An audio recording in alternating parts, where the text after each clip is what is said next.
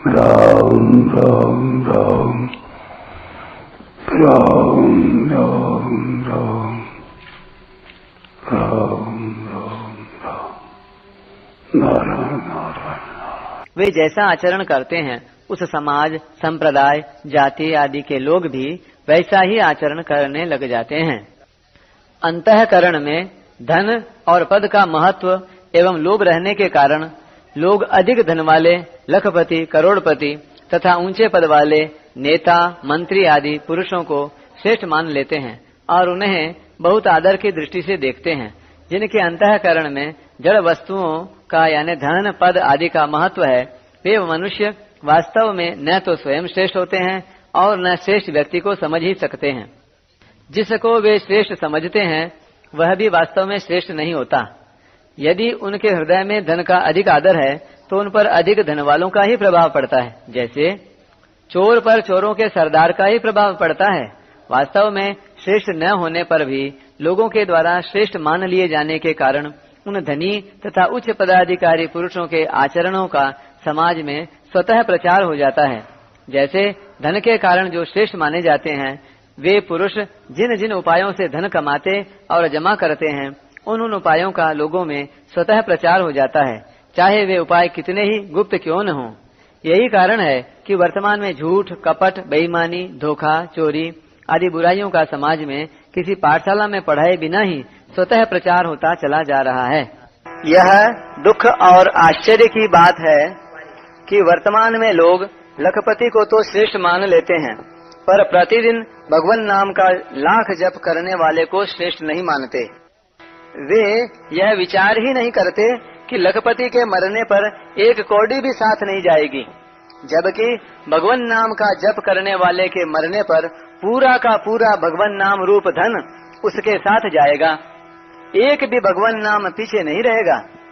अपने अपने स्थान या क्षेत्र में जो पुरुष मुख्य कहलाते हैं, उन अध्यापक, व्याख्यानदाता, आचार्य, गुरु, नेता, शासक, महंत, कथावाचक, पुजारी आदि सभी को अपने आचरणों में विशेष सावधानी रखने की बड़ी भारी आवश्यकता है, जिससे दूसरों पर उनका अच्छा प्रभाव पड़े। इसी प्रकार परिवार के मुख्य व्यक्ति, मुखिया को भी अपने आचरणों में पूरी सावधानी रखने की आवश्यकता है, कारण कि मुख्य व्यक्ति की ओर सबकी दृष्टि रहती है। रेलगाड़ी के चालक के समान मुख्य व्यक्ति पर विशेष जिम्मेवारी रहती है। रेलगाड़ी में बैठे अन्य व्यक्ति सोए भी रह सकते हैं, पर चालक को सदा जागृत रहना पड़ता है। उसकी थोड़ी भी असावधानी से दुर्घटना हो जाने की संभावना रहती है। इसलिए संसार में अपने अपने क्षेत्र में श्रेष्ठ माने जाने वाले सभी पुरुषों को अपने आचरणों पर विशेष ध्यान रखने की बहुत आवश्यकता है। स यत प्रमाणम कुरुते लोकस्तदनु वर्तते। जिसके अंतःकरण में कामना, ममता, आसक्ति, स्वार्थ, पक्षपात आदि दोष नहीं है और नाशवान पदार्थों का महत्व या कुछ भी लेने का भाव नहीं है, ऐसे मनुष्य के द्वारा कहे हुए वचनों का प्रभाव दूसरों पर स्वतः पड़ता है और वे उसके वचनानुसार स्वयं आचरण करने भी लग जाते हैं। यहाँ यह शंका हो सकती है कि जब आचरण की बात कह दी तब प्रमाण के कहने की क्या आवश्यकता है, और प्रमाण की बात कहने पर आचरण के कहने की क्या आवश्यकता है। इसका समाधान यह है कि यद्यपि आचरण मुख्य होता है, तथापि एक ही मनुष्य के द्वारा सभी वर्णों, आश्रमों, संप्रदायों आदि के भावों का आचरण करना संभव नहीं है।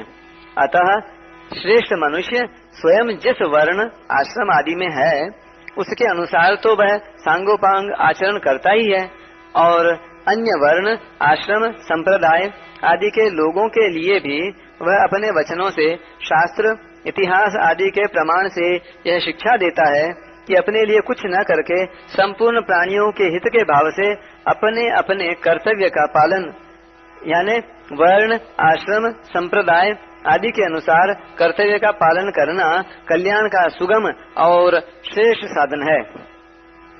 उसके वचनों से प्रभावित होकर दूसरे वर्ण, आश्रम, संप्रदाय आदि के लोग उसके कहे अनुसार अपने अपने कर्तव्यों का पालन करने लग जाते हैं।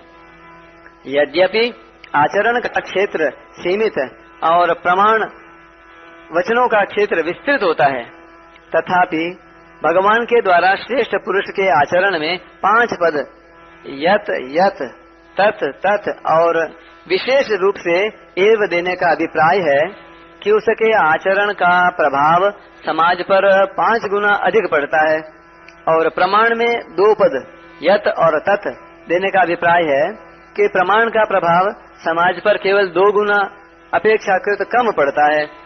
इसीलिए भगवान ने 20वें श्लोक में लोक संग्रह के लिए अपने कर्तव्य कर्मों का पालन करने पर ही विशेष रूप से जोर दिया है।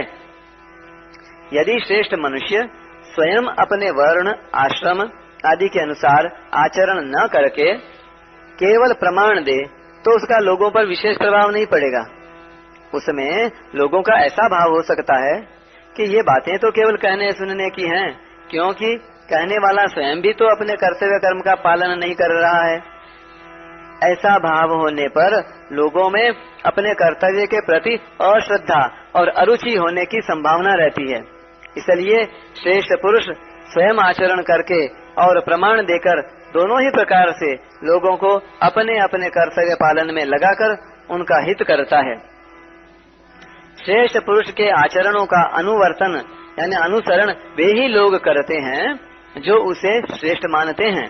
अतः वास्तव में श्रेष्ठ होने पर भी अगर कोई मनुष्य उसे श्रेष्ठ नहीं मानता तो वह उस श्रेष्ठ पुरुष के आचरणों और वचनों के अनुसार आचरण नहीं कर सकेगा। वर्तमान में पारमार्थिक भगवत संबंधी भावों का प्रचार करने वाले बहुत से पुरुषों के होने पर भी लोगों पर उन भावों का प्रभाव बहुत कम दिखाई देता है। इसका कारण यही है कि प्रायः वक्ता जैसा कहता है वैसा स्वयं पूरा आचरण नहीं करता। स्वयं आचरण करके कही गई बात गोली से भरी बंदूक के समान है, जो गोली के छूटने पर आवाज के साथ साथ मार भी करती है। इसके विपरीत आचरण में लाए बिना कही गई बात केवल बारूद से भरी बंदूक के समान है, जो केवल आवाज करके ही शांत हो जाती है। हाँ, पारमार्थिक बातें ऐसे ही खत्म नहीं हो जाती, प्रत्युत कुछ न कुछ प्रभाव डालती ही हैं। भगवत चर्चा, कथा, कीर्तन आदि का कुछ न कुछ प्रभाव सब पर पड़ता ही है। अगर सुनने वालों में श्रद्धा है और वे साधन करते हैं अथवा करना चाहते हैं तो उन पर अपनी श्रद्धा और साधन की रुचि के कारण वचनों का प्रभाव अधिक पड़ता है।